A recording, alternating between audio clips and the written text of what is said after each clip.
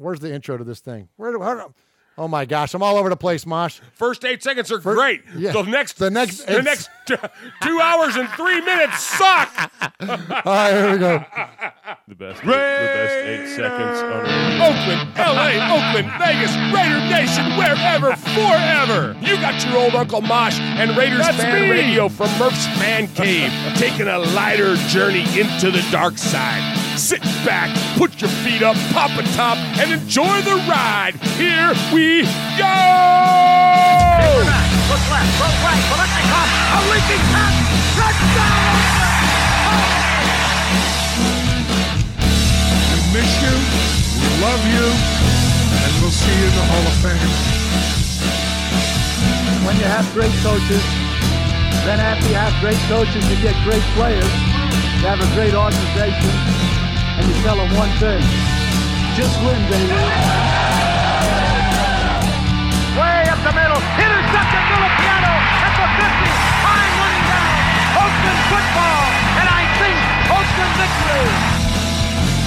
The Oakland Raiders have scored on the most zany, unbelievable, absolutely impossible dream of a play. Well, I love this team. I think this team can win. I think this team can win.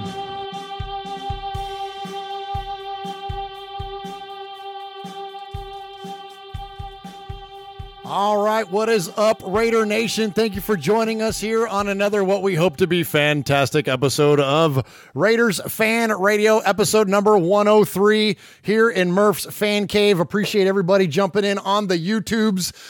Gosh, Uncle Mosh, the chat room is blown up already. I can't scroll up, but just to read a few names off of there: Joe Buriso, Juan Espana, Oni, Salvador, Raider Homer, Charles Adams, New Life Bully, of course, Ron, Robert, Chevy Raider. Did I say that one yet? Sam Acosta.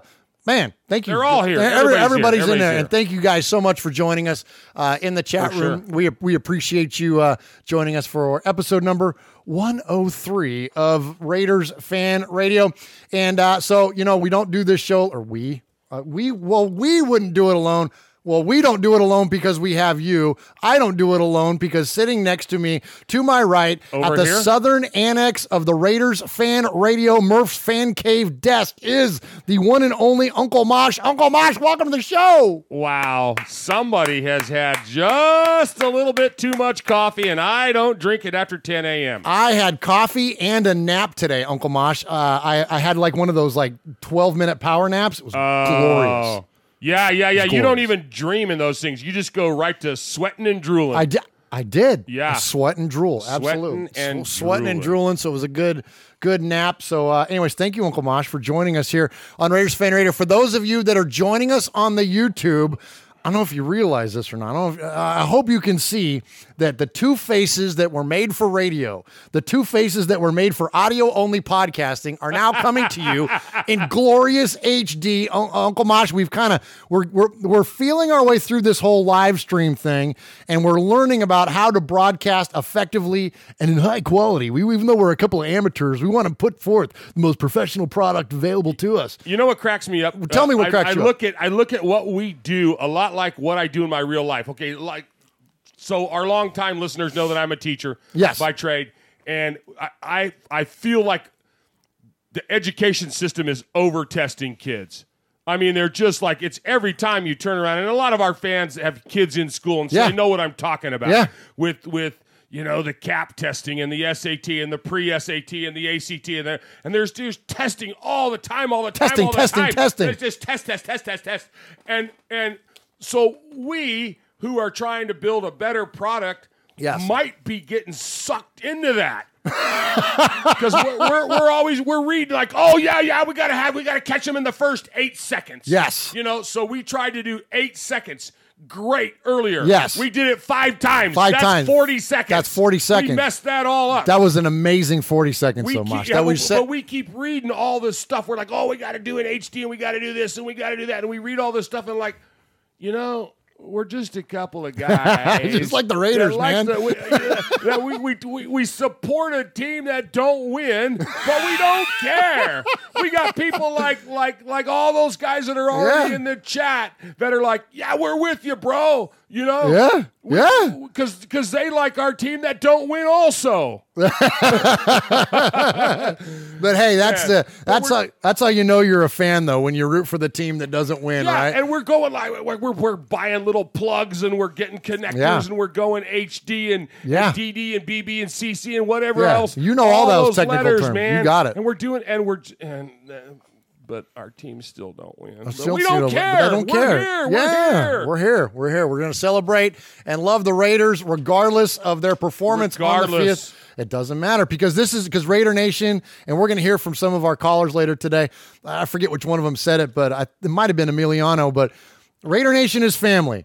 Like for us in terms literally and figuratively in terms of fandom and again, you don't all hop into a chat room and watch an internet television show about a team that you don't love. It's so we can do this all together and have fun with it. And the field, the play on the field doesn't change that. No, don't get me wrong.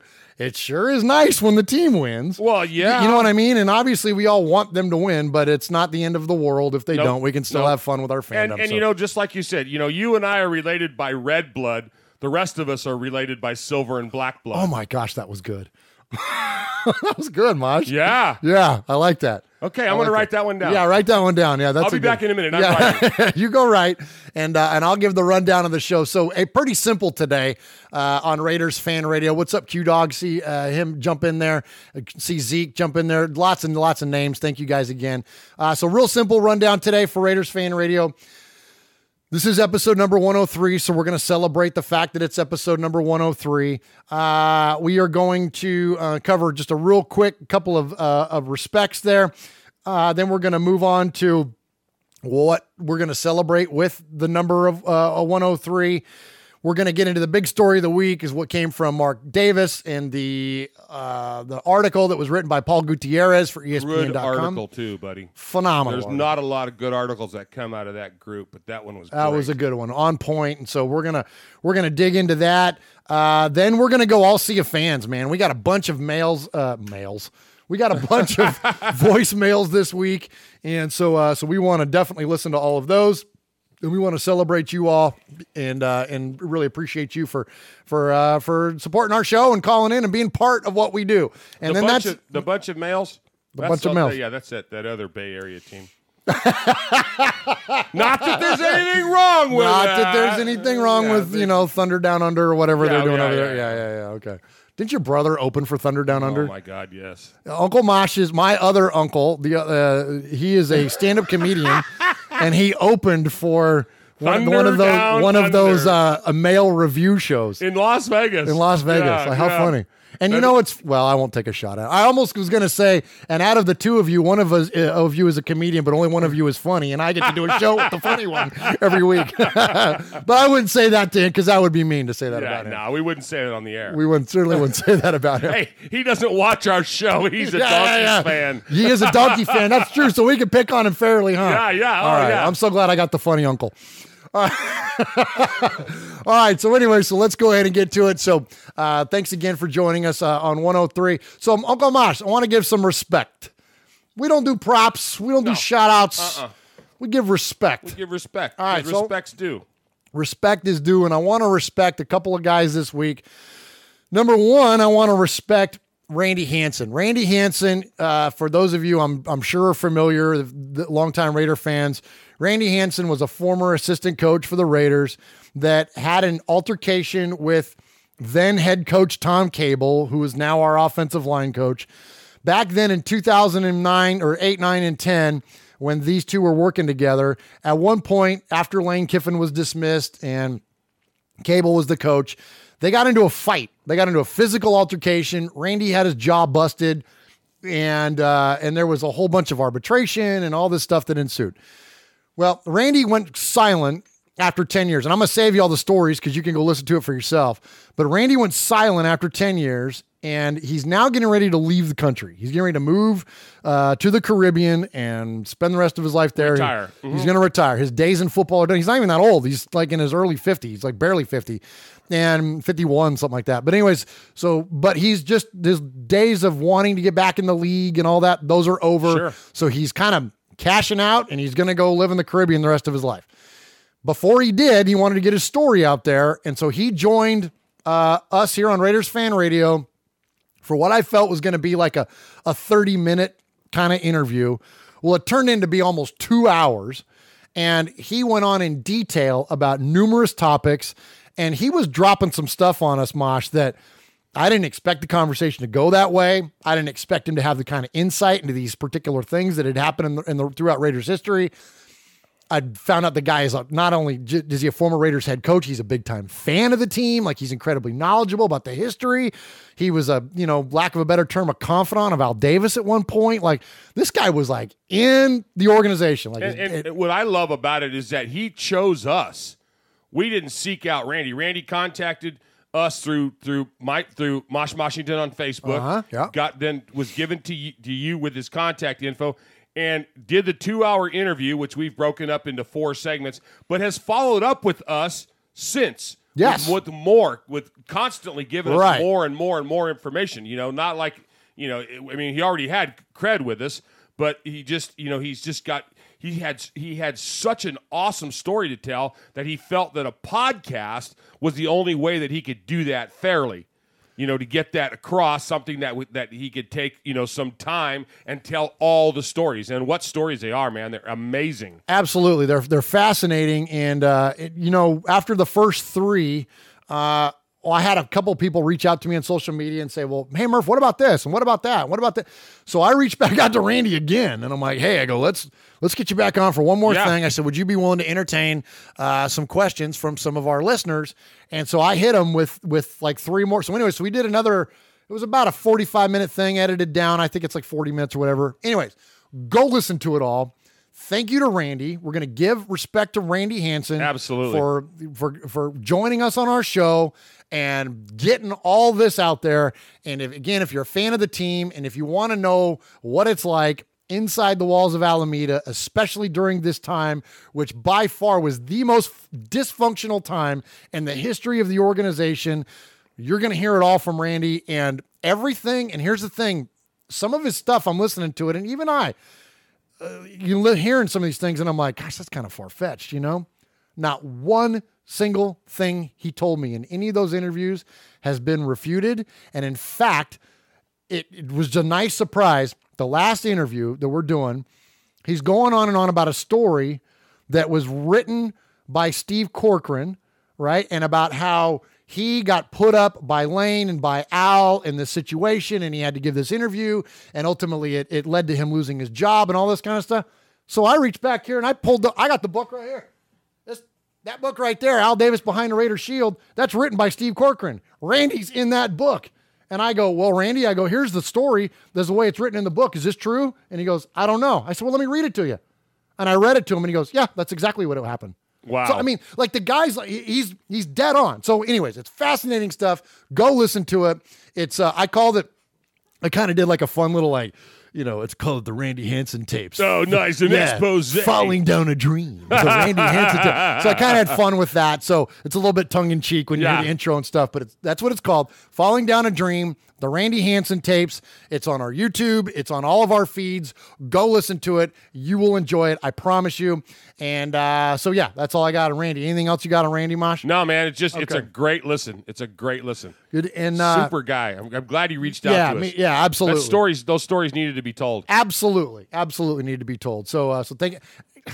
He sent me. Okay, one last thing. He sent me. I have the entire deposition given by Nnamdi Asomugha during the arbitration hearing.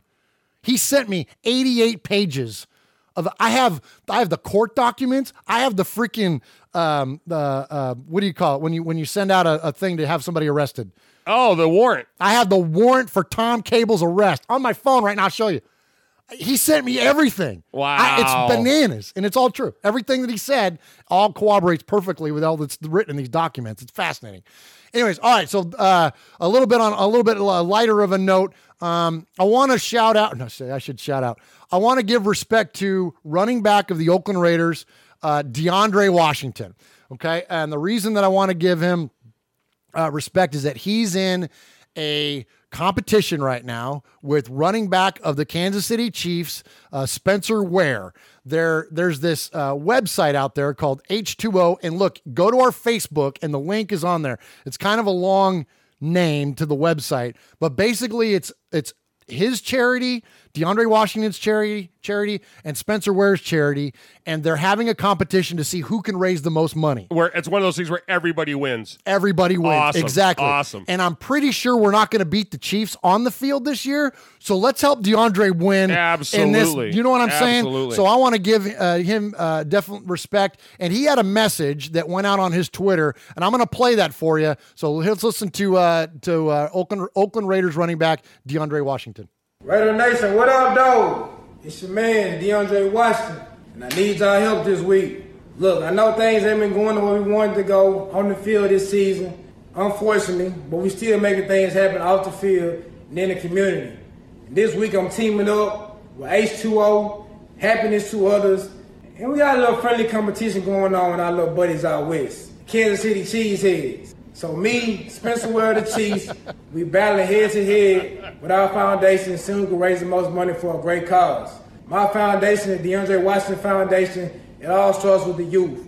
We want to be able to make a positive impact in their lives, in the young men's lives, the young women's lives, get them a platform to not only showcase themselves, but use their God-given talent, teaching them the importance of being a pillar in the community, integrity, and teamsmanship, working together to achieve a common goal. Also, this week has been pretty catastrophic for the residents in California. Because of the wildfires and the catastrophic events that's been going on, I would like to donate a portion of the proceeds to the relief efforts, to the families, to the ones directly affected by the California wildfires. I'll also be matching the first 3K donations. No donation is too big, no donation is too small. Anything you can give. Let's just spread the word, let's get it out, and let's make it happen. Also, check out the link below. Get some of the cool giveaways we're doing. Check those out. Let me know what you think. And let's go get this W. Let's get this win. Let's come out and show why we've been the best nation, the only nation, the Raider Nation. Let's make it happen. Love. All right, here we go. DeAndre Washington in competition with Spencer Ware. So definitely go out there and support him. Look for the link on our Facebook. It's right there. Or just look at DeAndre Washington on Twitter. There you go. He's not hard to find. He's not hard to find, and let's support him and what he's doing. Okay, Uncle Mosh, a few comments in the chat room there. I'm wearing my salute to service hat, the Raiders beanie with the olive drab. Nice. And Q-Dog says that he likes the lid, but it looks like I'm going to go sell firewood door to door after the show. Hey, how did he know what you do after the show? Yeah, how'd you know I go sell firewood? But that was pretty funny. Hey, Q-Dog, we don't trust him with a chainsaw, buddy. Hey, I got one. Yeah, I know. No. All right, so Uncle Mosh, so you want to tell us a little bit about how folks can get in touch with our show and where they can find Raiders Fan Radio? So let's talk about stuff. So Apple Podcast, all you got to do if you got a phone like Uncle Mosh, okay, an iPhone, and you don't have a grandkid that can set it up for you, it's pretty easy. Just go to Apple Podcast, right? It's the little purple dot. You click on that, and you type us in, and our stuff pops up. Subscribe to us. You get it automatically. You don't have to do nothing else. Now, something new for the Android. Tell us what's new on the Android. Yeah, so the Android app before this whole Murph Fan Cave thing, when we were Raiders Fan Radio, our app was called Raiders Fan Radio. Well, now it's been changed in the Google Play Store, so you can go to the Google Play Store. You can type in Murph's Fan Cave. That's Murph with an F, MURFS Fan Cave. And our app pops up. Pops out, and you subscribe, and you get it automatically. Automatically on your phone. You'll get a little icon on your phone. It's got our logo on there, and I think it still says RF Radio on there. But anyway, But just look for the Murph Fan Cave out there and download us, and you can always get our stuff and never miss an episode of this show, of Mondays with Mikey and Murph, and the Fan Club Blitz with Splatterhead Tom and Fitz. Okay, and if they don't want to do it that way, they want to do through the YouTube, they can do the exact same thing with all the guys that are on the chat right now. Yep. Go to YouTube, type in Raiders Fan Radio. Murph's Fan Cave. Murph's Fan Cave, excuse me, and you'll get Raiders Fan Radio. Correct. And all that other stuff, Mondays with Mikey and Murph, Splatterhead and Fitz, Yes. You'll just subscribe on the YouTube. Join the other 1,077 subscribers. Hey, man! Nice. How about that? That's awesome. Yeah, we're kind of a small deal. We are. But so please do that. Please help support the Raiders Fan Radio. What do you call them? Outlets? Yeah. No, whatever. I wouldn't call them outlets. That's where the wife goes to buy stuff. Hey, now. All right, boys and girls, pay attention. You got your old Uncle Mosh here with an update. That's right. I got some stuff for you. Take out a piece of paper, a pencil, a pen. Heck, use your pocket knife and carve the info into your dashboard as you're driving down the highway. First off, you need to like us on our fan page on Facebook. That's right. Go to Facebook at Raiders Fan Radio Podcast. Don't forget about the Twitter. You know your old Uncle Mosh, he twits now. That's right. Go to at Raiders Fan Radio. Also, don't forget the Instagram at Raiders Fan Radio. Or what about our website? That's right, RaidersFanRadio.com. Heck, if you want to, you can even email us, show@RaidersFanRadio.com, or call us on the Raiders Fan Radio hotline, 909-345-3346. That's 909-345-3346. Don't forget Merv's Fan Cave on the YouTube, where you can get all the show links like the Fan Club Blitz with Splatterhead and Fitz. Find all our stuff on podcast providers like Stitcher, iTunes, and Google Play. All right, did I hit the time limit? Good. All right, Uncle Mosh, you want to start off with a little bit of Raiders content? We're 30 minutes into our introduction. Well, because I just noticed on the chat room there, they're talking about what's going on with the team and our winning record, our record of what it is, and about how we might have a shot at the Cardinals this week. Well, the Cardinals have 2 wins, and so do a handful of other teams have 2 wins. The only team with 1 win is the Raiders, and the Raiders now stand alone with the NFL's worst record after the Giants beat the 49ers, and the number 1 overall pick as of today, Uncle Mosh, is ours. Congratulations to us, I think. Wow. How about that? So I think it was Wyoming Raiders said it a few weeks ago. So we'll have 37 first-round picks. Yeah. Absolutely. Yeah. Hey, what week is this? 103? Oh, yes. You mean, yes, show number is 103. And so to celebrate number 103, we always celebrate a Raider, or we celebrate something in terms of the Raiders, right? Raider-esque. Uncle Mosh, I'm going off the board tonight. Nice. I'm going way off the board. So if the number lines up with a player's jersey number, a lot of times we've gone with that. We've gone with years. We've gone with yardage distances. Sure. We've gone through a lot of different things in terms of the Raiders, not mostly, all pretty much on the field. Okay. Right. We're going with a Raider this week that's not an Oakland Raider. Okay. This week we're going with, it is Salute to Service. That's why I'm wearing the Salute to Service hat. Absolutely. First off, thank you for your service. No problem. As a veteran. And your dad. Yep. And my dad. My dad, your dad. And thank you to those of you. I know for sure Mojo Raider is currently in service, so thank you to him, and thank you to any else of you listening right now that protect and serve us. I'm thankful, and we are thankful that people like you exist, because it allows a couple of guys like us to get on here and do podcasts. Absolutely. And we have a lot of listeners on Armed Forces Radio. We know because we see the international reports, and we see the folks that are listening to us in the Philippines and in Italy, and we know many of those are our servicemen and women listening to us overseas. So not that there's not Italian Raider fans, but for the most part, those ones are coming up on service bases, which is amazing. It's amazing. So anyways, that said, so the reason that I'm doing this is that we're going for number 103. We're going with Lieutenant Colonel Richard Cole, the last of the 80 Doolittle Raiders. Nice. The Doolittle Raiders. All right. This goes back to April 18th, 1942, when 16 B-12 bombers lined up on the USS Hornet and prepared to drop bombs onto Japan for the much-needed comeback following the attack on Pearl Harbor. All right. Leading the way for these 80 men was Lieutenant Colonel James Doolittle, and that gave them the title the Doolittle Raiders. At Doolittle's side was his co-pilot, then 26-year-old Richard Cole. The last living member of the famous Doolittle Raiders, Cole celebrated his 103rd birthday on September 7th.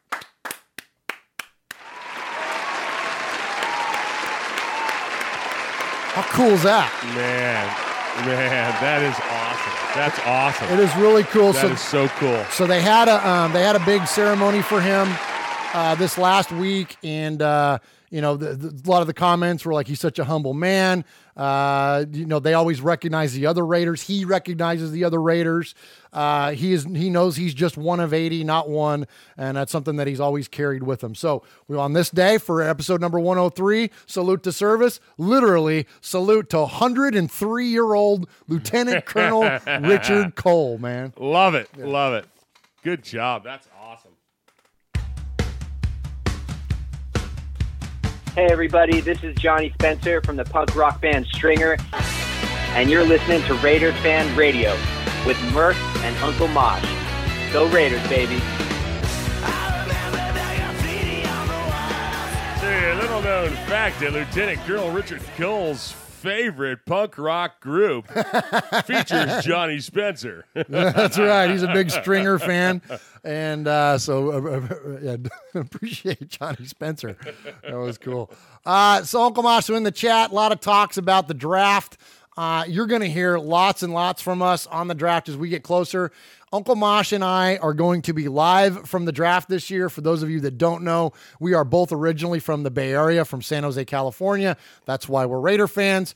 We have now since relocated to Middle Tennessee. We live a stone's throw from Nashville, and that's where the draft is going to be. So the timing of this for us is fantastic. Yeah. So you're going to hear more than you probably are going to want to know about the draft. Not today. I see you talking on there, and those are some great points about some of the players we can look at.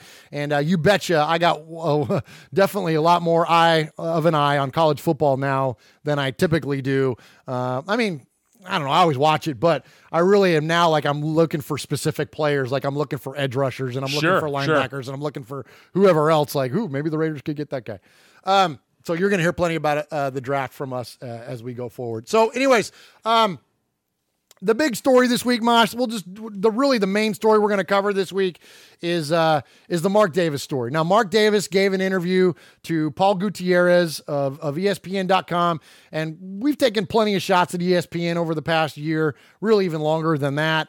And with the sensationalism that kind of goes on with a lot of their reporting, a lot of the facts they conveniently leave out of a story, a lot of it seems to be just kind of rhetoric. It's very spinny. But this was not. This was dead on. Of course, and this is Gutierrez, who's been a longtime Raider beat writer, so he's a little more reputable than some of the like mainstream Skip Baylesses of the world or whatever.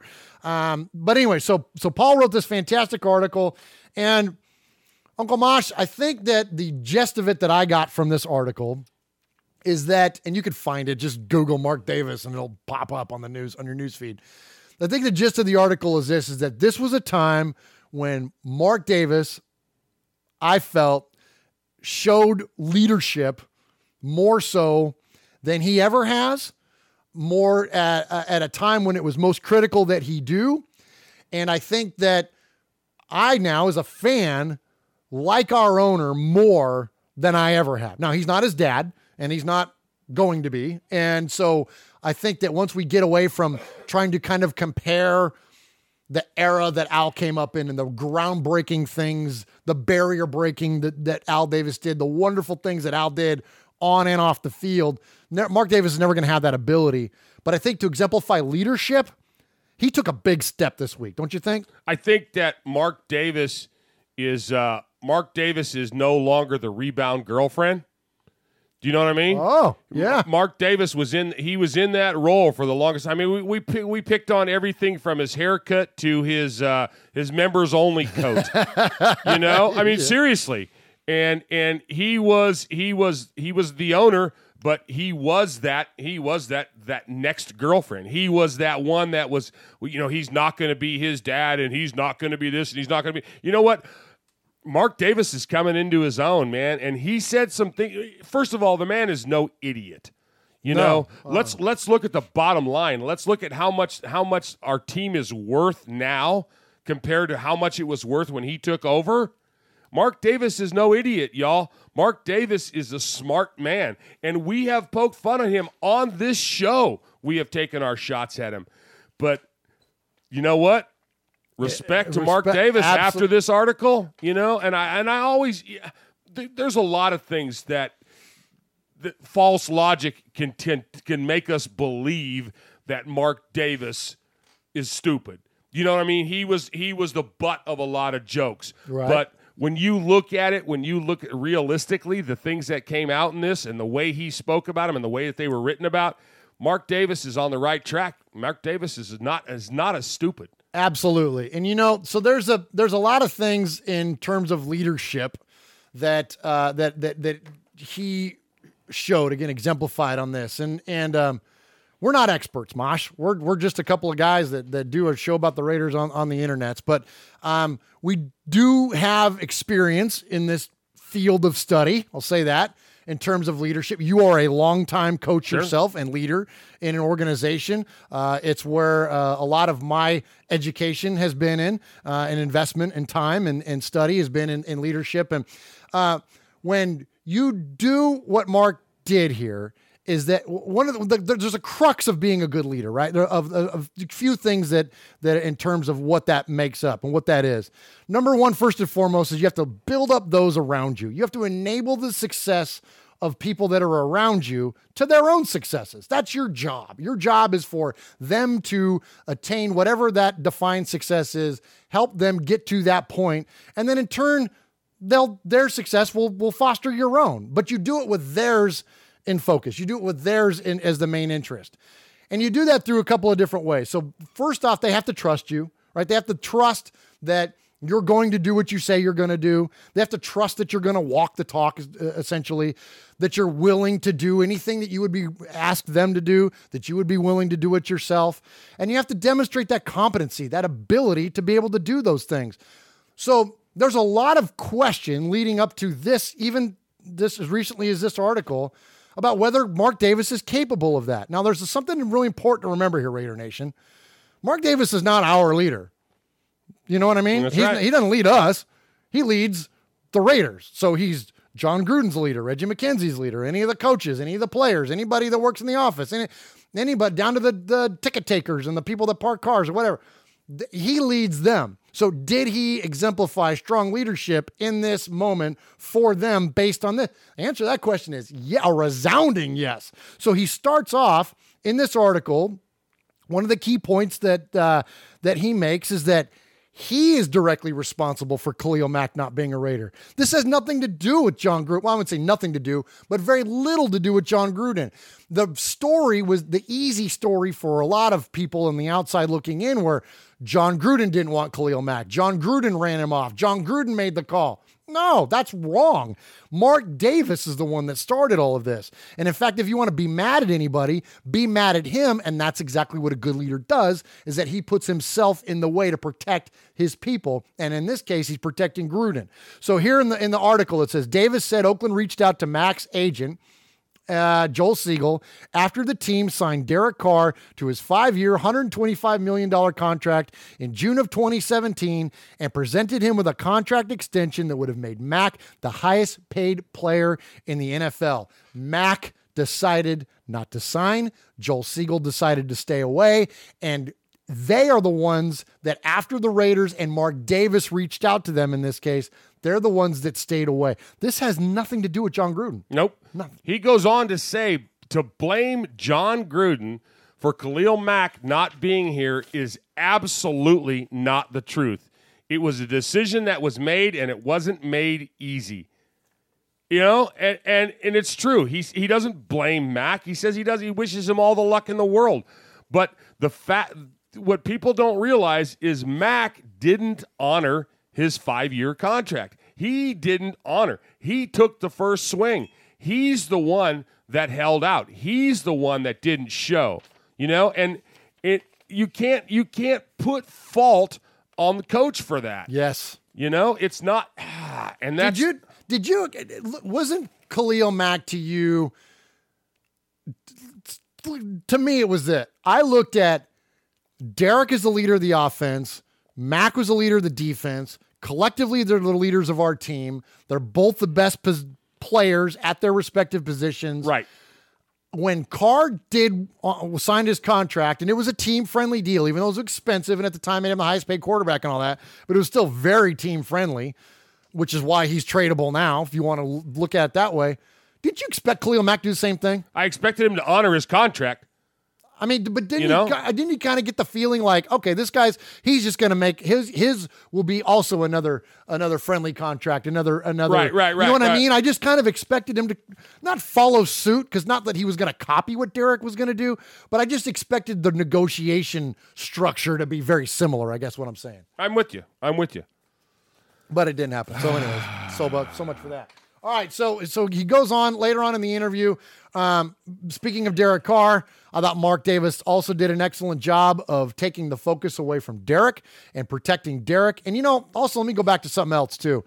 There was a comment in I don't know if it was Coward or one of those national guys at the highest point of Gruden's criticism. He said, "Isn't it funny that no one's talking about Mark Davis right now?" He said, "No one is more thankful for the John Gruden criticism than Mark Davis, because no one was criticizing Davis. Heck, the Raiders don't even have a place to play next year, and no one was talking about Davis. Everybody was taking shots at Gruden, and then look at the next week. That's when this comes out. So I think this is definitely timely as well. I don't think this was like a state of the Raiders because it was midway through the year. I think this was definitely very calculated based on the amount of criticism coming at Gruden. So anyways, a lot of criticism at Gruden, a lot of criticism at Carr. And Mark Davis came out to protect his guy, and he says he's the franchise quarterback right now. And I want you to listen. This gets very specific. He doesn't have Cooper. He lost Bryant to a knee injury. Guys have been getting hurt.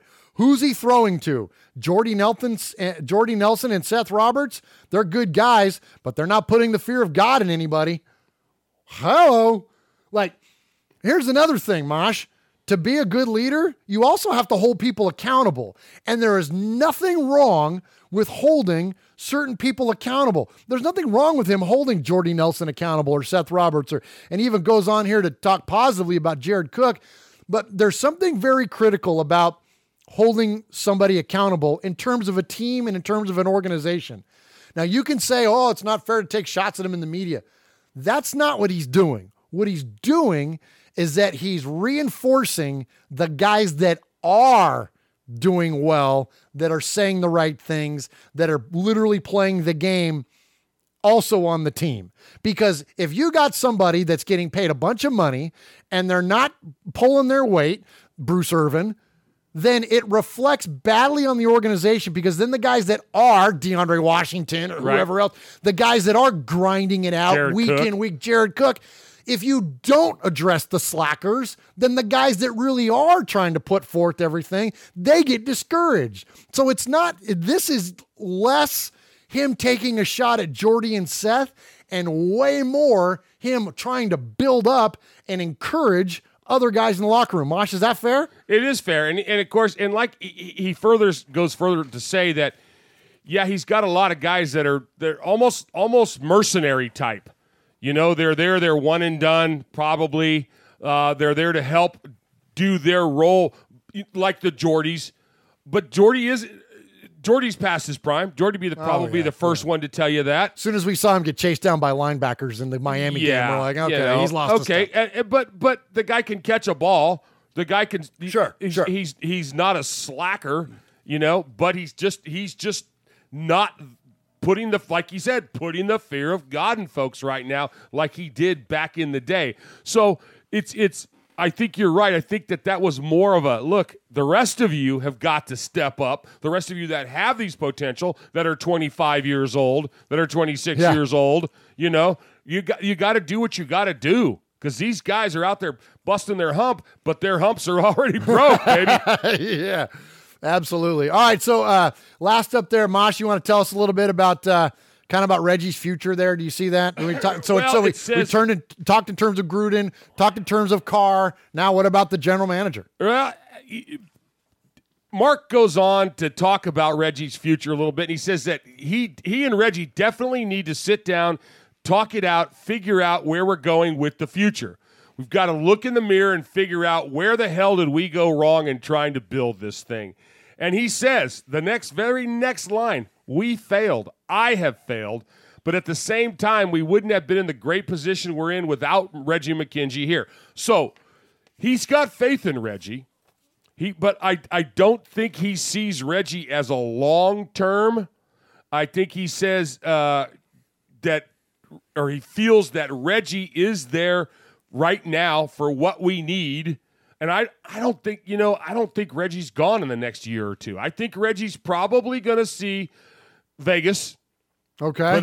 But I don't think he'll be there much after Vegas. I don't see him totally leaving the Raiders. But I think we'll see Reggie move to another capacity. Yeah, that's interesting. I asked Phil Barber, the Santa Rosa Press Democrat. We had him on the show. Name dropper. And I'm sorry. Michael Jackson once told me, don't be a name dropper. Yeah. So, Why Michael Jackson? Because that was like the most famous person I could think of off the top of my head. Geez. Sinatra once told me, don't be a name dropper. Sinatra once told me, hey, babe, don't be a name dropper. I lost my train of thought. I was talking about Reggie going to see Vegas, but he probably won't see much of Vegas. So I asked Phil Barber about that. I said, does John need a numbers guy? If Reggie's not the personnel evaluator, the talent evaluator that we wished he could be, is there a role for him as the numbers guy? Because he's done an amazing job with the contracts. That was the premise of my question, was that when you look at the salary cap hell our team was in, that Al left us, God rest his soul, Al Davis left us in a freaking mess with the contracts that were out there. So when Reggie took over, he had to expunge all that stuff. He had to get rid of all those contracts. We had to eat crap for, 3 years or whatever it was. So I thought he did a very, very good job of that. And we're going to need somebody still to do that part of the negotiating, whatever. Gruden can make the call on the player, but it's up to Reggie to kind of get the back end of it done. Right, you know what I mean? right. So that was that. So anyways, I'm with you on that. All right, one more thing on Gruden. He had a lot of press conferences, obviously since these last couple of games and when things have been going bad. And I want to play this. It's just a few seconds long, but I really, as much fire as he's under, and as much fire as everybody and the Barbs and everything. Maybe I'm just a big fat homer. Maybe, and if that's the case, if I'm just Raiders drunk and Gruden drunk, whatever, I'll own it. But I hear the passion in this guy's voice, and there's just something about him I trust, man. Maybe that's blind, and maybe I'm the idiot. I don't know, but listen for yourself. This will be a year that a lot of us will never forget, and it's painful. It's really hard. It's painful. And, it's going to be hard to sleep again, hard to get up in the morning, but we're going to keep working hard, and this will be the foundation that this program leans on: mental toughness, physical toughness, doing everything you can in the eye of adversity. And I know it sounds corny to some people, but that's the grit and the toughness that this organization was built on, and that's what we're going to continue to strive for.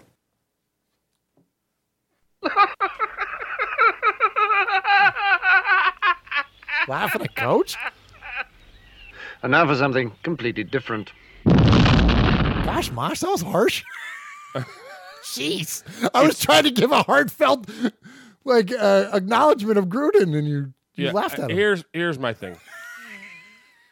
I'm tired of the negativity.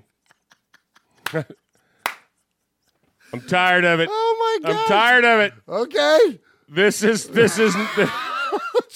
not negativity with Mosh and Murph. Okay. All right. Each NFL team nominated one of its players for the Art Rooney Sportsmanship Award. They do that every year. Yes, sir. And so that what they do is they recognize players from around the league who exemplify outstanding sportsmanship on the field.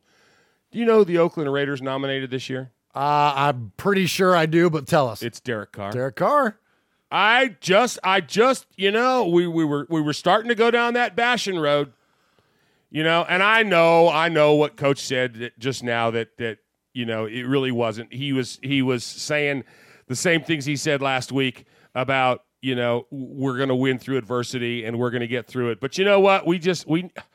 Did you know that the Raiders' Maurice Hurst is tied for the most sacks among rookie interior defenders this season? That's pretty cool. He's got 3, That's and he's pretty tied cool. for third with 8 total QB pressures through Week 10. Nice. Yeah. That's cool. Come on now. You know what I'm saying? I see your positivity, Uncle Mosh. Okay. And I raise you. Don't do it. Come on. All right, come on. All right. Come on. Combined sacks, interceptions, forced fumbles, and fumble recoveries from the Raiders' entire linebacking group is what? How many? Give me a number. Give me a total number for the total group. Combined sacks, interceptions, forced fumbles, and fumble recoveries. Well, it's got to be 1 through 10. Or not. Or it's a 0. Oh, is it really? Now tell me again we don't need to draft a linebacker. What else All right, I'll show you what I got. I'll see your negative comment, and I'll raise you this. Okay. Did you know that Raiders, of course, in the 70s, we loved being the most penalized team in the nation. Yes. Okay. But the Raiders have been penalized 63 times so far this year, and their opponents have been penalized 67 times. No kidding. That's right. Wow. The only time in the past 30 seasons that the Raiders had fewer penalties in a season than their opposition was 1999 under which Gruden. coach? How John about that? Gruden. They had 98 and the opponents had 114. Come on with your all bad right. self. Okay. All right. Challenge accepted, sir. Derek Carr is on pace to take 17 more sacks in 2018 than his previous single-season career high of 31. Now blame the quarterback. You can't throw it from your ass. Wow. The Raiders in 2005... We're having a positive-negative battle. The Raiders in 2005 team had a note each week that franchise had a best winning percentage in pro football since Al Davis' arrival in 1963. They lost that spot in 2006 with the loss Sunday and a Ravens win over Cincinnati. The Raiders will fall to 9th on the list. That's not good. You just gave us a good negative story. I just gave you yours. Dang it! I win. Can I get the No, applause? I did. Can I get the applause? Hang on, here it comes. Okay. Here it comes. This is for Murph. Okay. Oh, man.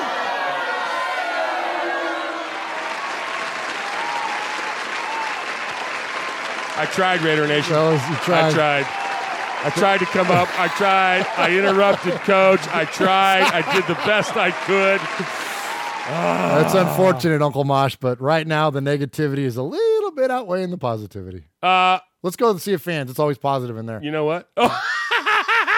It's what? It's always positive in the Sea of Fans? Oh, yeah. Okay, well.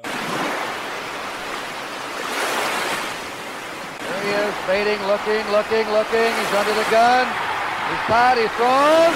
It is.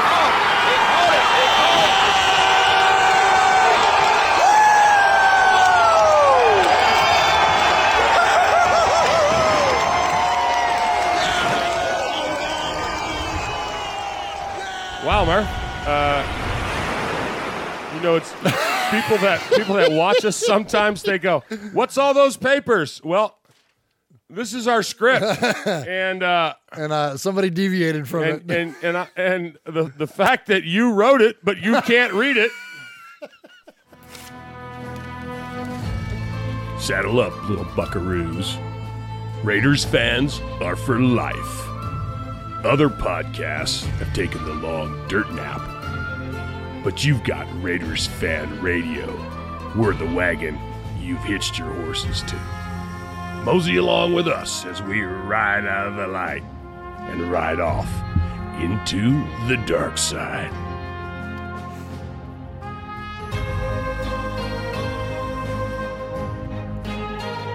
All right, let's take a second before we get into Sea of Fans and recognize the chat room. I can't scroll up, but I see Raider Homer, Sam Acosta, Ron, Chevy Raider, Aaron the Q-Dog Raider in there. Of course, our buddy Emiliano, Big Raider Trucker, Dirty, Adamisk, a lot of folks in there. Appreciate you all joining us here for Raiders Fan Radio. Uncle Mosh, let's get into the Sea of Fans mailbag. This is where you call us, 909-345-3346.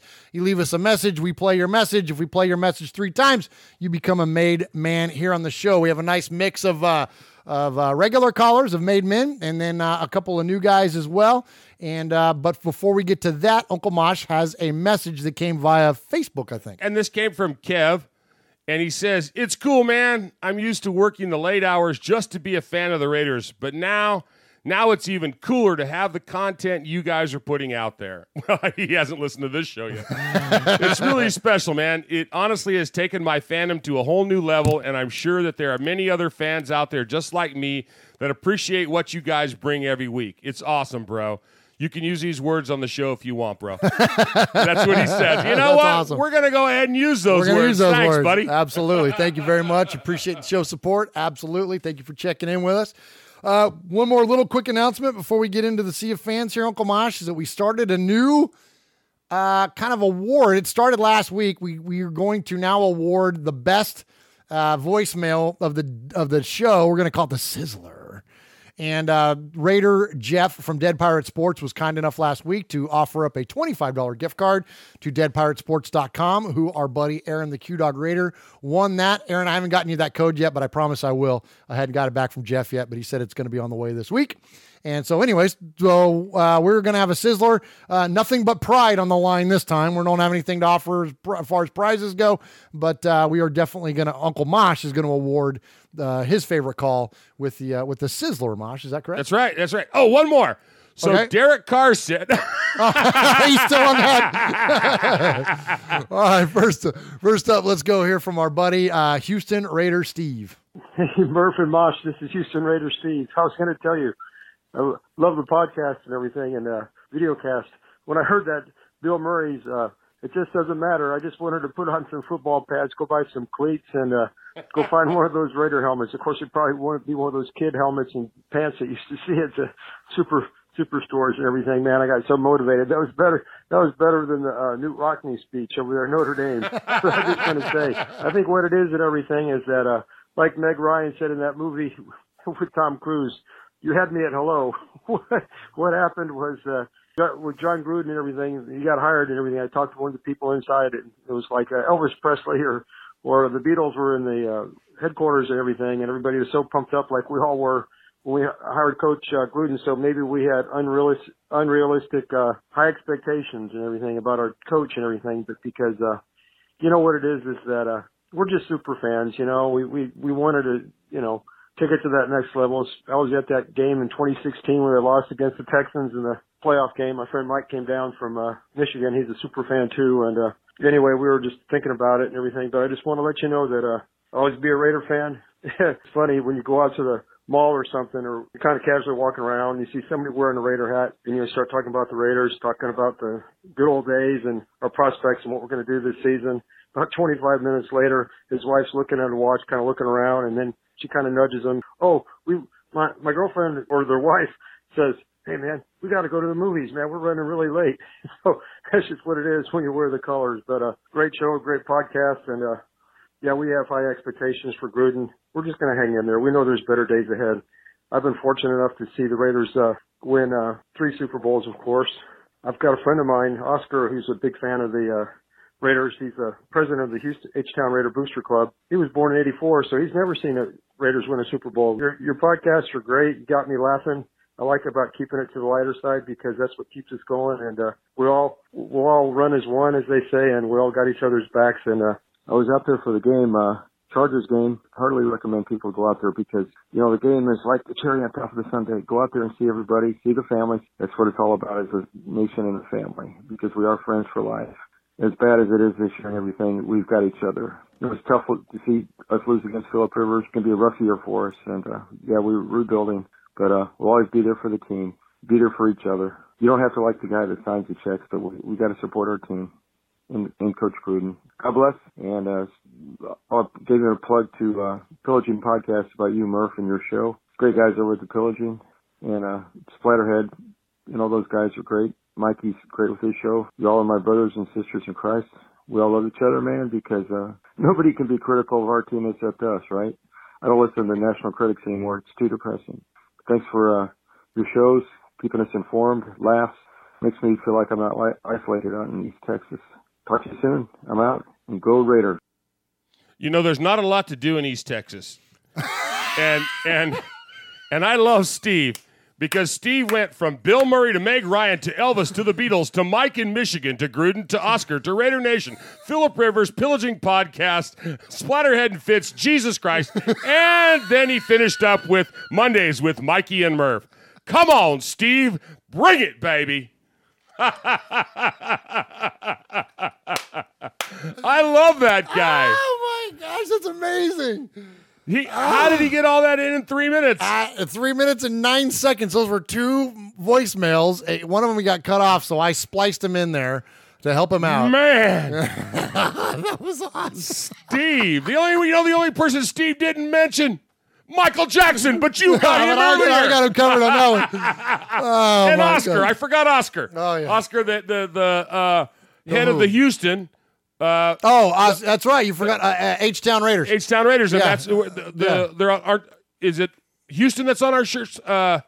That we got from Q-Dog. Q-Dog. That's Dallas-Fort Worth. Dallas-Fort Worth. San Antonio.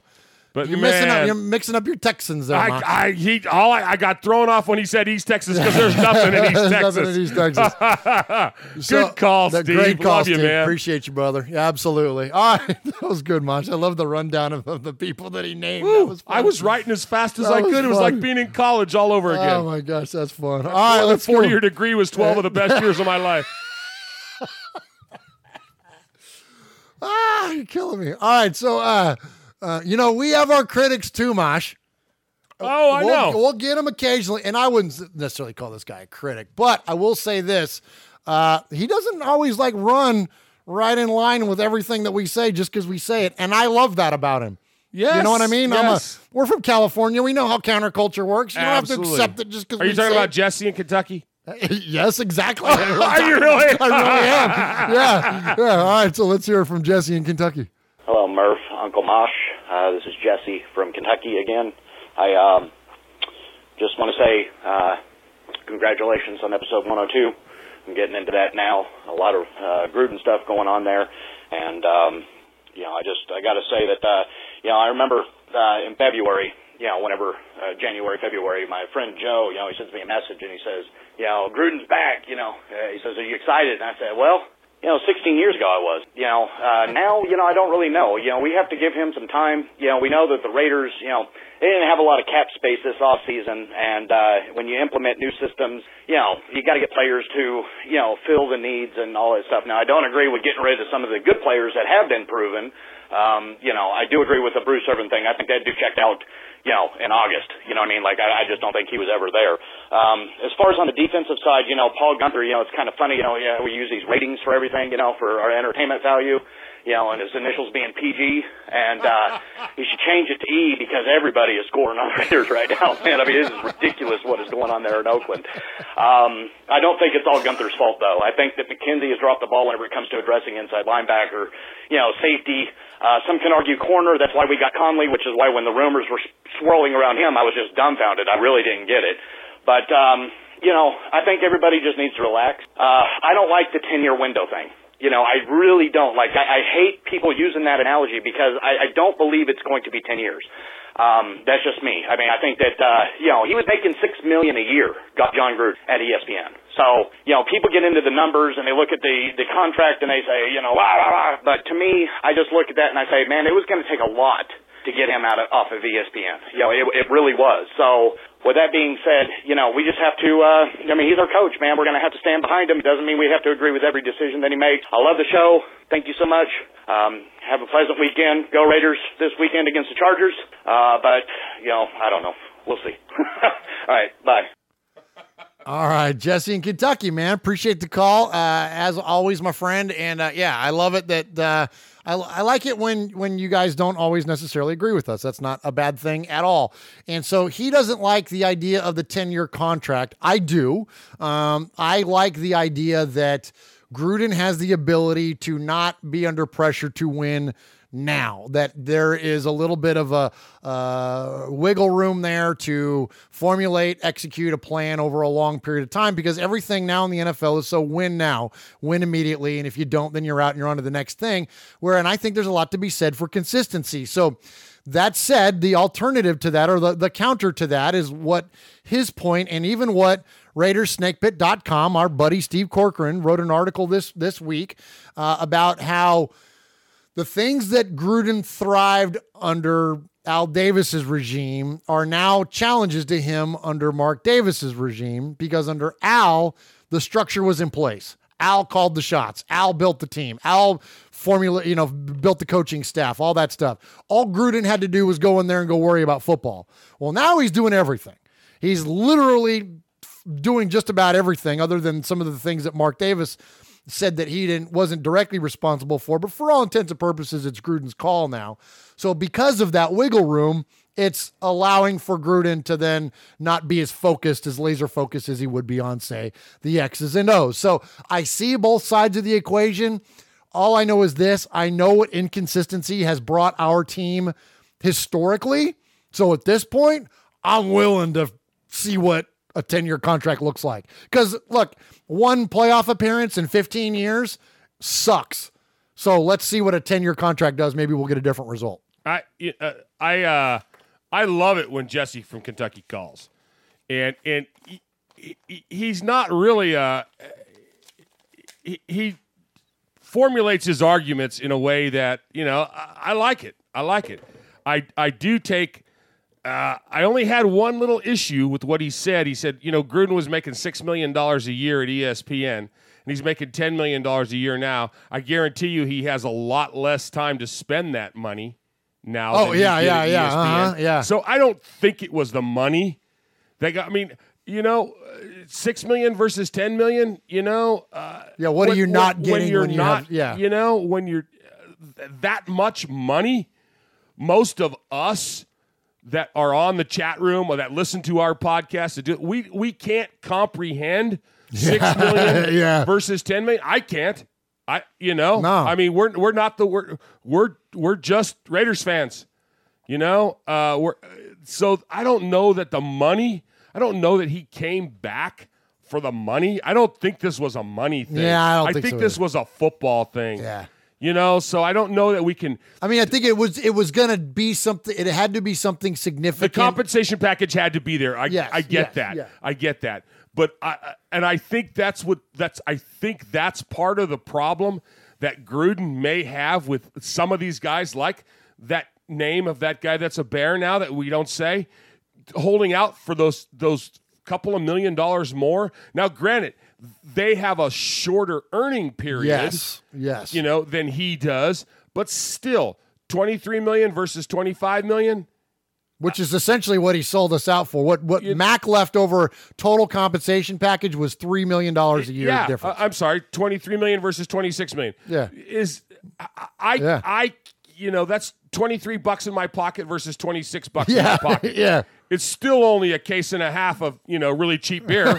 You know what I'm saying? How bad do you want to be a Raider? Yeah. So I guess I don't know. When I hear that argument about Coach, I don't think it flows. It's non sequitur for me. Well, and I'm with you too. And the other area where that kind of loses me a little bit is that when I hear the rhetoric, and I'm not saying Jesse said this, but when you hear the rhetoric from the fans that are like, oh, they pay John Gruden $10 million, but they can't pay Mac. It's different. When player salaries are structured and accounted for completely different than the coach's salary doesn't matter. It doesn't matter if John Gruden makes $10 or $10 million, but it doesn't make a hill of beans difference to us as far as impact to the team. It literally makes no difference. So I think it's a goofy argument when people float that out there. Again, not that that's what Jesse did, but the proverbial you, as I say on Mondays with Mikey and Murph. All right, let's go to next caller. Let's hear from our buddy Alex in Tucson, Arizona. Hi, my name is Alex Sandoval, and I'm from Tucson, Arizona. And this is my hot take for today. So, I've been listening to a lot of the Coach Gruden Raider hate, and I think I don't know what to do. I don't know what to do. I don't know what to think. I think that a lot of people don't take into consideration that this year has been really rough for him. I think that he had a lot of big decisions to make on his plate coming into this year.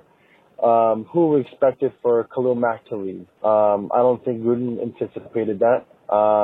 With a lot of other things like injuries that are really, really key, like our kicker early on in the season. But anyways, the point I'm trying to make is I think that we give Gruden a pass this year, and I think that we can start to judge Gruden a little bit better coming into next year, and hopefully we can win some more games.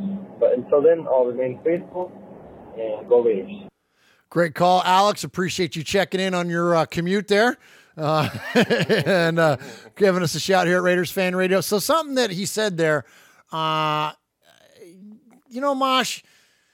when it comes to performance of a sports team, right? Like the team, you get paid to win, right? So like it's a results driven business. It's all about how much are you winning?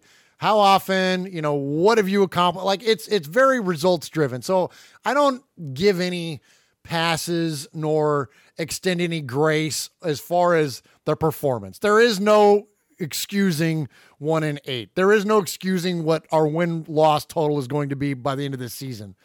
But something that's very interesting that he brought up is that, and I don't know why, it's probably because of my past fandom with this team and with John as our coach, but I feel like I give him grace, and I think that we as fans could use to be a little more gracious at times when, look, he's a human being, and he's had all these other things go on that he had no control over.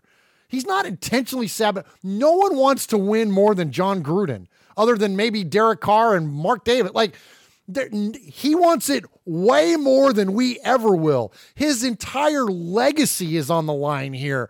So shouldn't we be at least a smidge more gracious to give him a little, and again, not to excuse or to give a pass or to be like, oh, it doesn't matter. No, it does matter. And losing does suck. And I'm not excusing it, but just a little bit of like, all right, let's see how this thing works out before we freaking string him up by his toes. Huh, Mosh? I agree. You can't bail on the guy. You just next call. All right, let's hear from our friend, really new made man here on Raiders Fan Radio. Absolutely, and done a great job with his calls. And let's hear this week, Alberto in LA.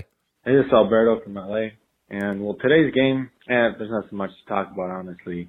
I mean, defense put up a better fight than last week with the Niners. There was actually a rush defense for a little bit, and then as soon as I said, oh, look, the rush defense is actually good, the Raiders proved me wrong again.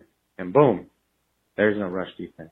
But anyway, I also want to mention those Randy Hansen tapes, those were a lot. And I really appreciate that, you put them out there, and those are a lot to take in. But anyway, I'm just looking forward to this next offseason. Because I've done my research, and there's a lot of big free agents that are gonna be available. Hopefully, maybe we can strike on Le'Veon Bell. Maybe we trade one of those first round picks to the Steelers and we get Le'Veon Bell.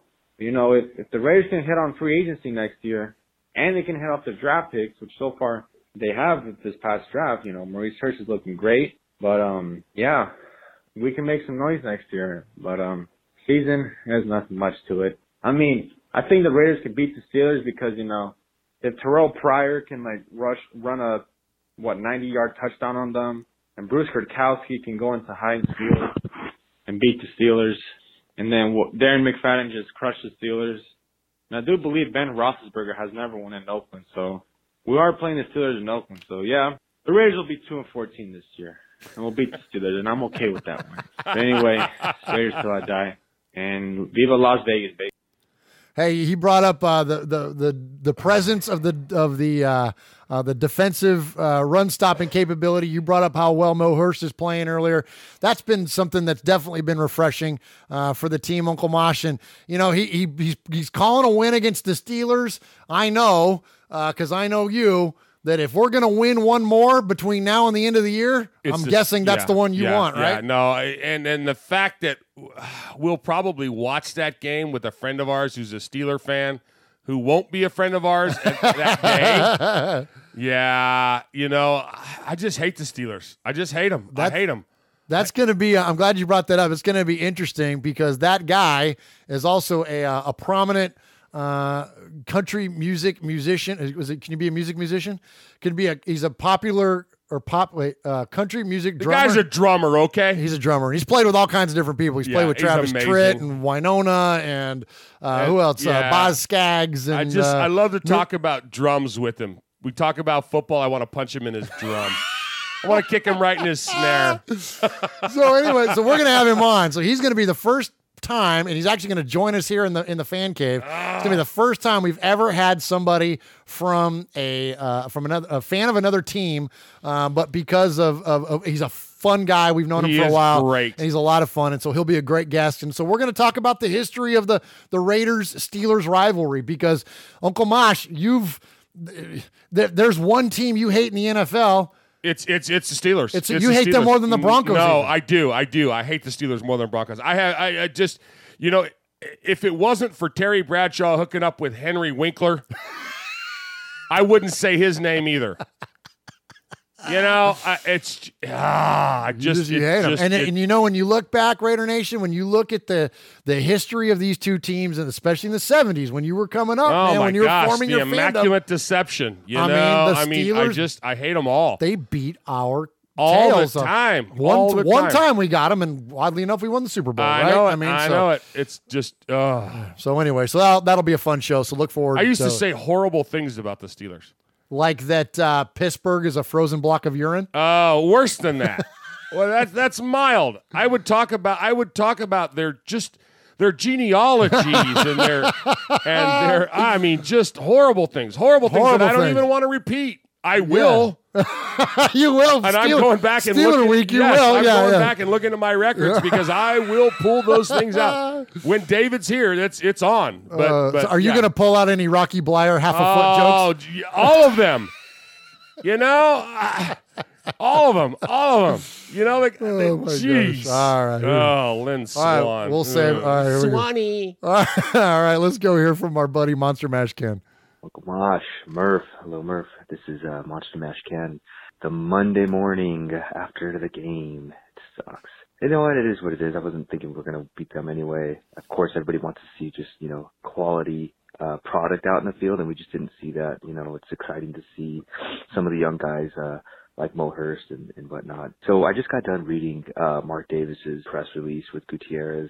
First and foremost, I feel like the whole Raider Nation and team included, it's just been on this crazy roller coaster since 2014, 0-10 or something like that, and then Carr started putting it together, the team started coming together, then we had this great season in 2016.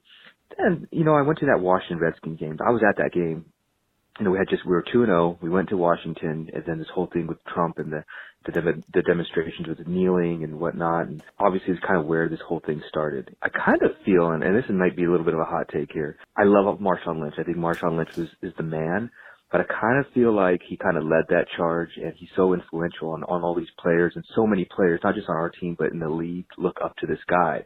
And if Derek Carr and some of those other players and Jack Del Rio were not on the same page as what Marshawn Lynch wanted to do, then it kind of just set the tone for everybody. And that's kind of with the tipping point of where we are from today. Then enter John Gruden. And John Gruden came back because he had these players and these marquee players in place. And I don't think he had any intention of trading them.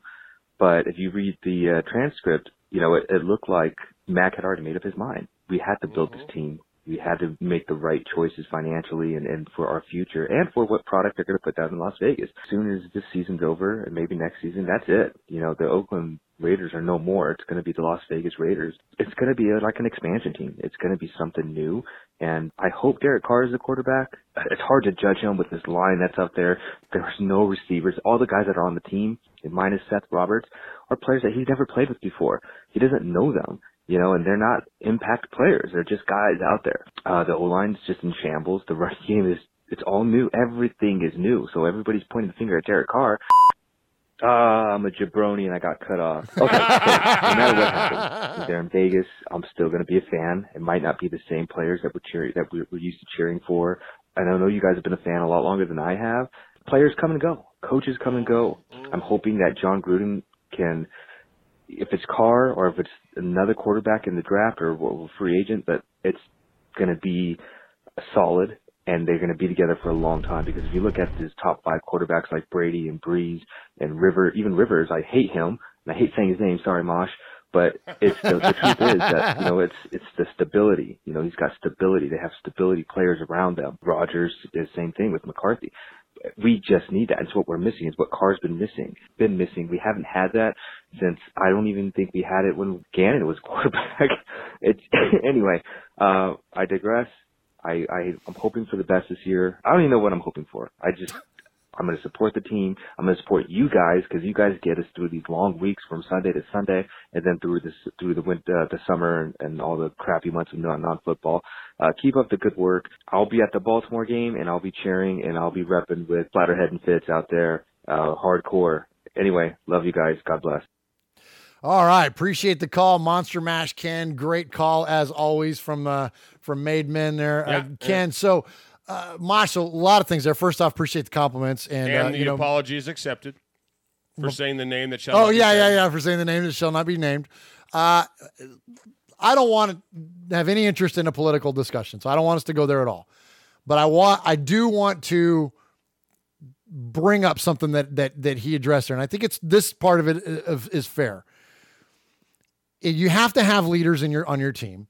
You have to have leaders on both sides of the ball. And at the time, Derek Carr was kind of on his way to becoming, if he wasn't already the leader of the team. When Marshawn stepped in, he immediately became the alpha in the room, right? He has so much credibility. He has so much knowledge. Yep. Even Derek Carr, numerous times, we saw this year in this offseason, him appealing to Marshawn for input, appealing to Marshawn. So there was no mistaking that Marshawn became the leader.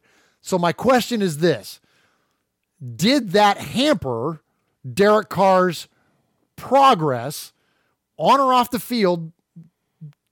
Was there anything, regardless of the reason, doesn't matter. That's why I don't want to get into what, whether the sitting down, all that, none of that matter.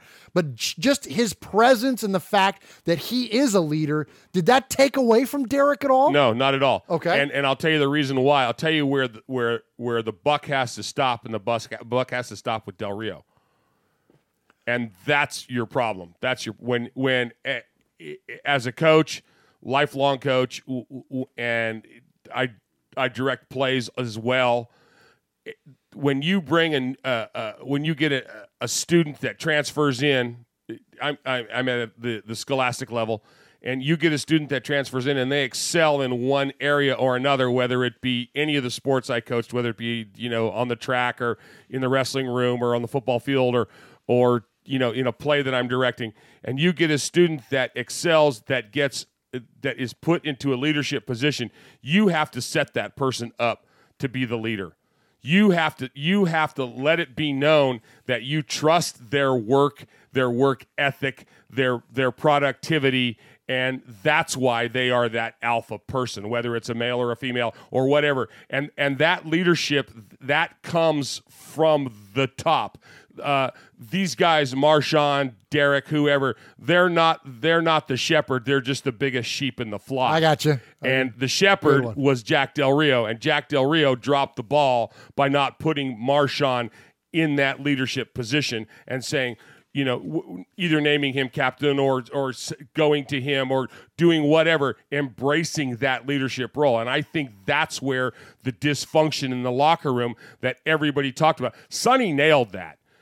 Sonny nailed that one. He nailed that one from the get, and he harped on that all that season about, I remember that this was the turning point. This was the turning point. This was the turning point.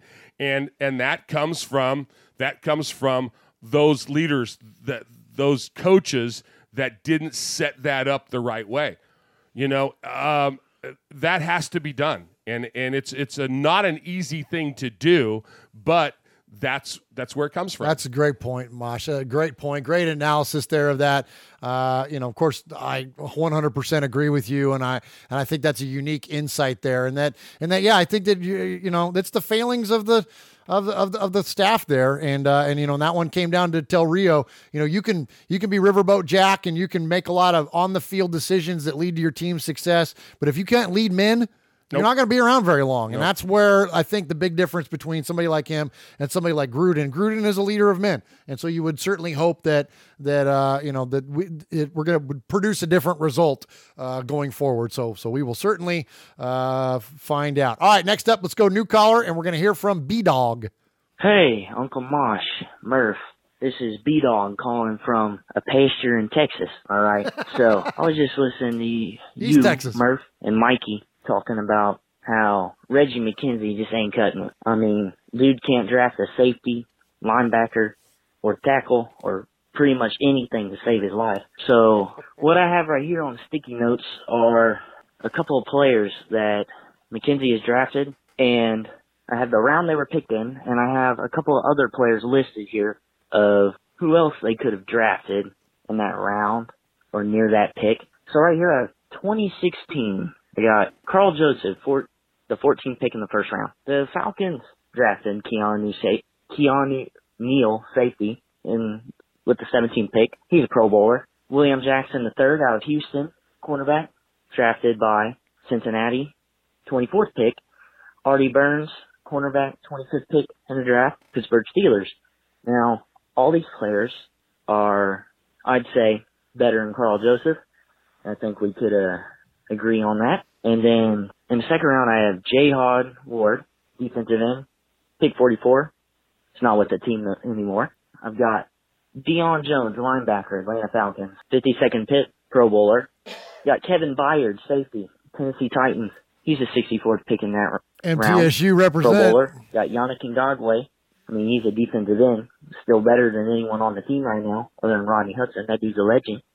He's a Pro Bowler, Yannick Ngakoue. I got 2017, Gary Conley. Now, I know it's probably too early to give an analysis of Gary Conley, but I think Tre'Davious White, who was taken by the Buffalo Bills with the 27th pick cornerback, is better. Also, TJ Watt, who's tearing up the league right now, linebacker, 30th pick, taken by Pittsburgh. There's a linebacker we could have drafted in that round. Could have drafted Reuben Foster. He's playing with the 49ers. We also could have gotten Ryan Ramczyk, who is a top 5 tackle in the league. New Orleans Saints. Looking at the second round, we drafted Obi Melifonwu, not with the team anymore. Zach Cunningham was taken that round. Pick right after. I think he's a better linebacker. And it cut him off. All right, so Google Voice gives you 3 minutes, so appreciate the call, B-Dog. When you call the Raiders Fan Radio hotline, best to get in and get out, and the quicker the better. So a couple things there. So Ron in the chat mentioned during his call, that's a dangerous game. When you start going and second-guessing drafts, you can do that literally with any team in every single draft. There's somebody they missed on. There's somebody that produced more. Now, where I will give a lot of credit to his call is that there are some moves that Reggie has made when there have been glaring needs for our team and numerous players at that position on the board, and he's not addressed it. So, and I think back to that Conley draft, and I think back to all the linebackers that were available. For him to leave somebody like Zach Cunningham on the board and, whoever else, I forget who it was like Foster, and there was Hassan Reddick was in there, and there was a bunch of players that were at inside linebacker available in that draft, and we just didn't do anybody, and we got Grant Conley. And granted, we needed a corner too, but I don't think it was as glaring as what we needed at middle linebacker. How many times did he draft safety? I get it. And aside from really Carr, Mack, and Gabe Jackson, where has Reggie really hit home runs in the draft? I don't know. And so I think that's where the fairness of the criticism lies. But you want to be careful with that, going back and just kind of calling out every single draft. Because, I mean, the draft is a freaking crapshoot, man. That's, at the end of the day, it's a dang crapshoot. Otherwise, Tom Brady doesn't get pulled in the 6th. Right. And the thing about a draft is you're getting this clay, and it's how you mold it, and that's what we're gonna see. We're going to see that in the future. In the next couple of drafts, we're going to see. We're going to see what our coach can do. That's a great one, Mosh. Absolutely. It has a lot, what the environment, the scheme, the everything that you put that player in. Yep. Absolutely has a lot. That's why you see guys that kind of wash out with one team and then go on and have success somewhere else, right? So, all right, let's go to Made Men. We're going to kind of hit the accelerator here because we're starting to run out of time. So let's go to our buddy Emiliano, Big Raider Trucker. What's going on? The man, the myth, the Raider Trucker, checking in once again from Southern California, my friend. All right, I know we've been putting on a shit show on the field, and everybody's getting high and mighty and getting their panties in a bunch, and I keep hearing about the bickering about the tradings of Khalil Mack and Amari Cooper, and those two names shall no longer be named. So you know what? I'm just going to say this. Everyone wants to talk about the 12-4 year we had and how we were so close and what could have been. You know what? I was at the front of that parade because I was like, look at this. The foundation has finally been built, and we're here. You know what? That's a bunch of bullshit. Because you know what? The foundation was never built. You know what we needed? What foundation should have been built that wasn't was consistency. Because what happened the next year after? So everybody's saying how close we were, and look, we were turning the ship around. No, we weren't. We needed at least a good 2 to 3 years of that. Then we could say the foundation was laid properly. So you know what? I'm over that. All I'm going to say is, if it ain't broke, don't fix it. And you know what, John Gruden? This motherfucker's broke. So fix it and do what you got to do. Past 26 years in my life, I've been saying next year's our year. Next year's our year. You know what? I guess I'm going to have to say it again. Next year's our year. I'm still repping the silver and black. Always will. And let's just leave it at that. Also, Nation, just want to give you guys a heads up. Been talking to Mr. Raider Jeff on the phone. The shirts are coming. Look out for them. Keep that in tune. All right, also, I want to thank Raiders Fan Radio for hooking me up with Aaron the Q-Dog. And you know what? I want to say bless this show. You want to know why? Because I was able to sit there and have a texting conversation with Mr. Q-Dog all the way on the other side of the United States. And you know what? It's a beautiful thing from Rondo, Ohio to Murph in Middle Tennessee. You know what? We are a nation. We've been a nation. Hang in there. Great things are on the horizon. Raider out. Awesome. Wow. Good call, huh? That's a good call. So Emiliano, so he referred to a few things there. So first off, he referred to the shirt. So let me show you his shirt. So we had our tagline contest, Uncle Mosh's tagline contest, where we gave away the hat that he's wearing. Let me show you. So there's this Carhartt hat. So we gave away the hat. In fact, I got one on the way going to Tom. Emiliano won the contest, but he's already had one of the hats. So I'm sending the hat to Tom. But so Emiliano won the tagline contest with what happens in Vegas. It started in Oakland. Started in Oakland. And so you can see the shirt here.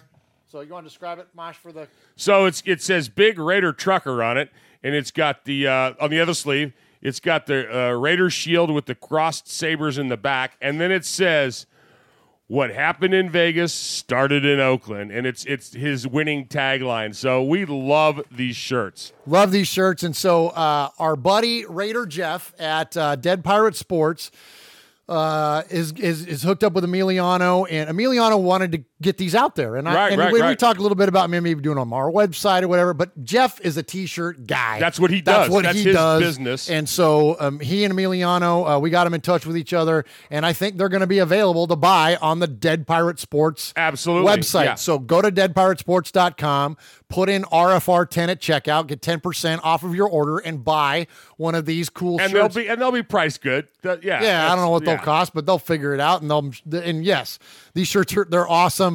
And not only was it a great tagline, but it was a great design by Emiliano. So props to him for doing that. And great stuff there from Emiliano as always. All right, next up, Uncle Mosh, we're going to hear from our buddy Running Bear in Tulare, California.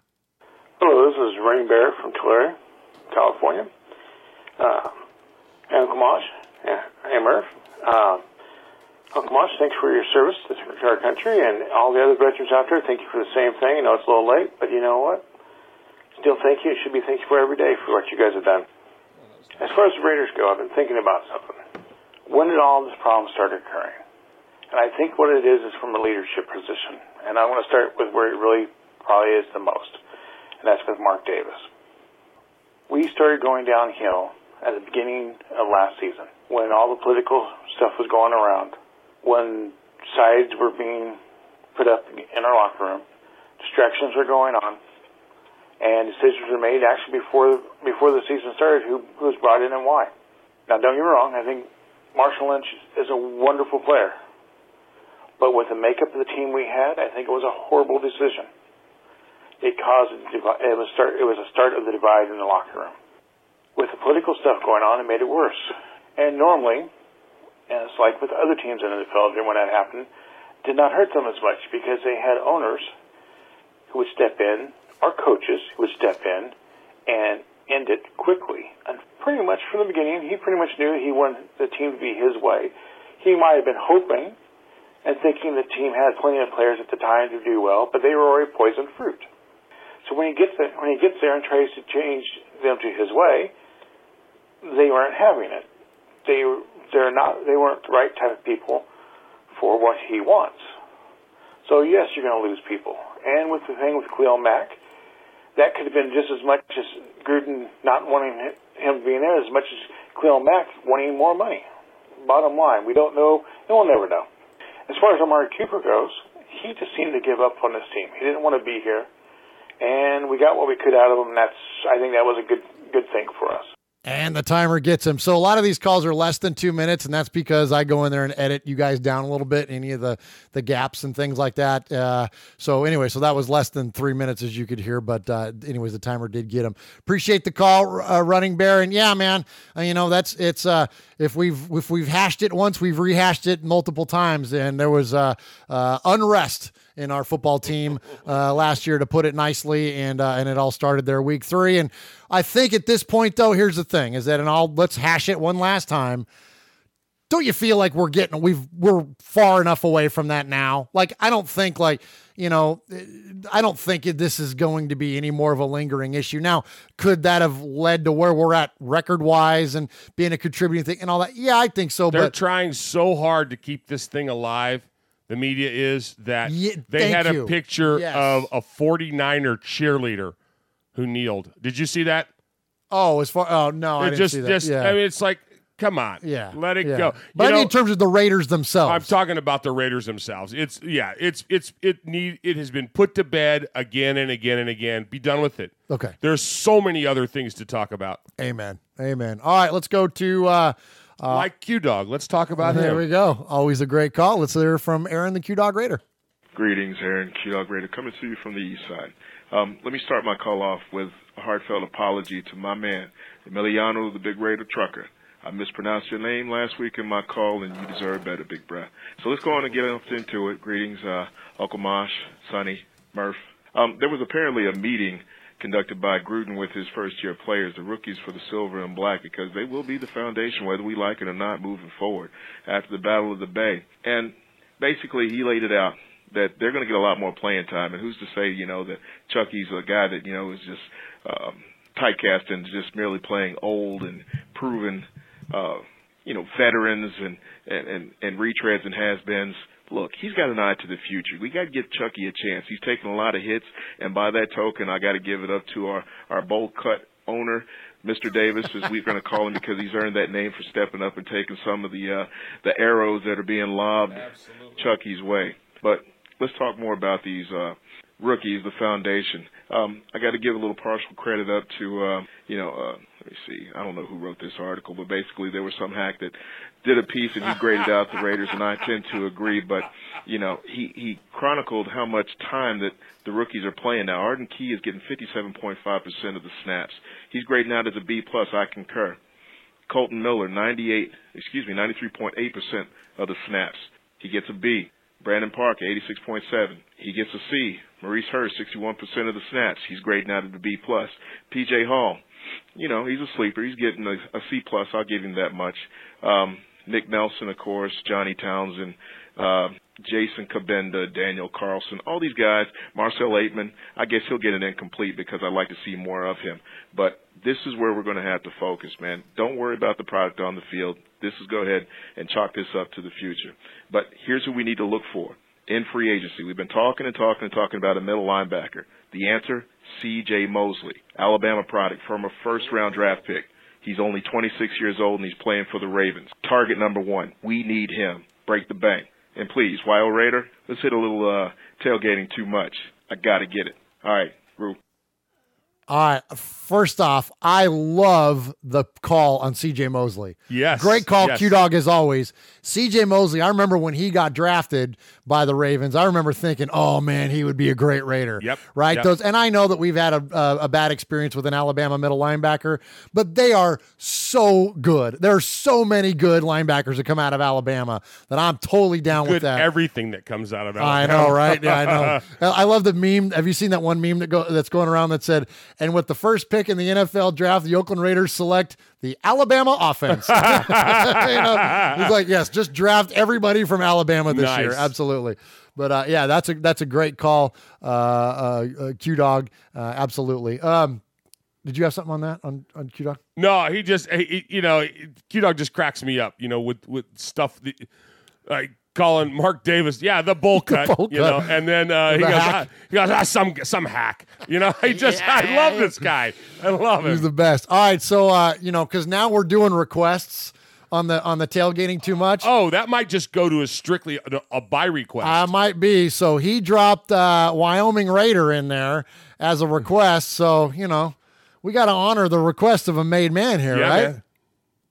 Murph, Mosh, Wyoming Raider here. Well, preseason's over. New season's starting. Still got no Mac, but I don't know, the Mac still ain't there. Still ain't signed. What are you gonna do? I heard, maybe Gruden's talking about trading him off for a whole bunch of picks, and maybe that's how we build the future. If we could have just only worked in Bull gerbil. I'll have to fit that. I'm gonna have to fit that one in there. Appreciate the good sportsmanship, Scott, who's Wyoming Raider. So on the front end, I hope you're okay with being in there. It was pretty funny. So great request there, Q-Dog, putting Wyoming Raider. All right, Uncle Mosh, we got one more, and then we are done. And then we're gonna see this thing through. So remember when we were gonna do a show for an hour? Yeah. I got stuff to do. Let's go. We'll do a 55-minute show. Yeah, that was 2 hours ago. Yeah. Well, it was 55 minutes through our introduction. Which, someone talks a lot. All right, someone is on coffee restriction. Hey, now. Hey, guys, this is Raider Jack from Albany, Oregon. Just got done listening to the epilogue, and holy crap, the amount of dysfunction that frickin' Randy had to go through as a coach is absolutely insane. The thing that bothers me about this is, just talking about Tom Cable, and that guy is our offensive line coach. Again, it kind of makes you wonder what's going on behind the scenes now even. I mean, with the losing streak and, John Gruden being up there, is this kind of underhanded dysfunction happening now? And, I mean, the league might have changed, but, you guarantee that there's other ways to do it now. You can guarantee that something's going on back there that we don't know about and we're not going to know about. I'm sure this kind of thing happens throughout the league, and at the same time, there's other teams that can win and do, but what in the world? Man, Murph, I've been listening to it. I told you the other day I was listening to it when I talked to you, and I kept saying, oh, man, this is a great interview, this is a great interview. This interview blew my mind. There needs to be more stuff like this out there. Anyway, you guys have a great evening. I hope to catch the tail end of the broadcast if I can. I work kind of late and end up, not being able to hear you guys from work. But anyway, it's an unfortunate thing. Go Raiders. Let's go for, 2-8 this week, right?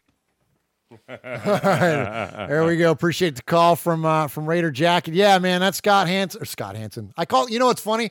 Last episode of Raiders Fan Radio, I called him Scott Hansen like 3 times. Speaking of misspeaking people's names, Q-Dog, Scott Hansen is the guy that's the host on NFL Network. Oh, right. Randy Hansen is our guy. So anyways, Randy Hansen, yeah, it's bananas. And the fact that Tom Cable continued on with his coaching career relatively unscathed, I asked Randy point blank, I said, do you resent the fact that Cable got to continue on and is still with the Raiders and you're not? And he said, no, he's pretty gracious about it. I was surprised. I figured he'd have a lot more venom in that, but so I appreciate it. Again, it's just a flat out trip, man, listening to that guy and his stories. And yeah, I don't think that level of dysfunction exists, frankly, in anybody's front office. I mean, look, the Browns are about as dysfunctional as it can get nowadays, and we saw them on Hard Knocks this year, and despite their lack of success, they're not really dysfunctional like that. There's not the pettiness and the infighting and all that garbage that was going on during Al Davis's regime there at the very end. So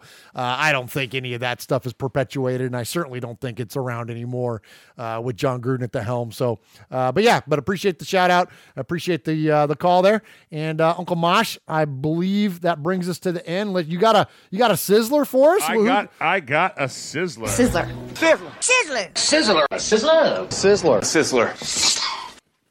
So it was a pretty close race once again today as I checked the chart.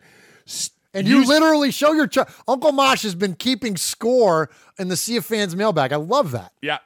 So actually, Houston Steve jumped out to a commanding lead and was pretty. And then we had some folks that jumped in there and threatened a little bit, but he held it up until our seventh caller, Big Raider Trucker, popped up in there, and it was a true sizzler.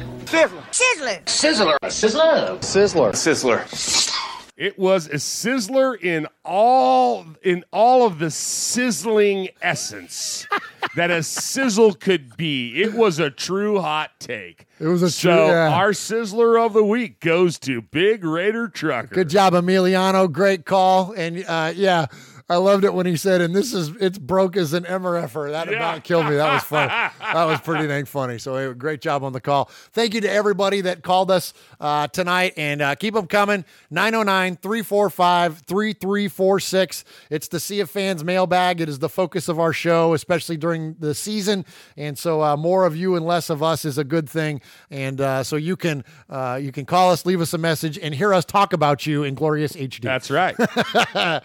All right, Uncle Mosh. So this week we got the Cardinals. If we were going to win a game, it was going to be the Niners. If we were going to win a game, it was going to be the Chargers at home. If we were going to win a game, it's going to be the Cardinals this week. Rookie quarterback. Where I'm flying to in the morning? Where are you flying to in the morning? Phoenix. Are you really? Mm-hmm. Are you going to give us one of those cool pictures of you giving absolutely the University of Phoenix Stadium the middle finger like we do? Have to. Yeah, I gotta fly. I'm flying for a conference down there. Are you really? Yeah, awesome. Yeah, awesome. I'll be in Arizona. So you'll be there. You're coming back Sunday though, so you'll miss the game. Wow. Yeah. Well, you're definitely going to represent proudly. I'm sure you got your Uncle Mosh shirt on there, and I'm sure you will wear that loud and proud while you're down there. Loud and proud. Absolutely. Good deal. Well, thank you to everybody that joined us tonight. Thank you to all of you that joined us live. Ron, Raider Homer, Aaron the Q-Dog, Silver and Black, Dirty, Bobby Wasabi. I can't scroll up to see everybody, but JC2 or JC24. They were all here. Silver and Black Crackers in there, all a bunch of people in there. Appreciate you guys checking us out. Appreciate you supporting Raiders Fan Radio. Hit the subscribe button, man. Hit it. Help us out. Murph's Fan Cave. It's youtube.com/Murph's Fan Cave. MURFS. And you can find that everywhere. You can find us on Apple Podcasts. You can find us on app on Android. And you can find us, of course, on the YouTubes. So please help us out by subscribing to us. And Mosh, that is all we got unless you got a tagline. I do. Here on Raiders Fan Radio, we're related by red blood. The rest of Raider Nation is family by silver and black blood. What happens in Vegas started in Oakland. If it ain't broke, don't fix it. And you know what, John Gruden? This motherfucker's broke.